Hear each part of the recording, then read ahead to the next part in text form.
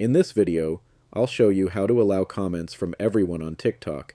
If you find this guide helpful, make sure to like the video and subscribe to the channel for more TikTok tutorials.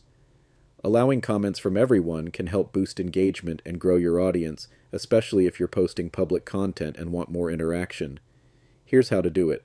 First, open the TikTok app and tap on the profile icon in the bottom right corner. Tap the three lines in the top right corner to open the menu. Select Settings and Privacy, then tap on Privacy. Scroll down and tap Comments. Under the Comments section, tap on Allow Comments From.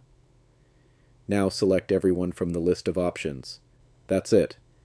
Now anyone who sees your videos, whether they follow you or not, will be able to leave a comment. If you change your mind later, you can come back to this setting and adjust it to followers or no one. Thanks for watching.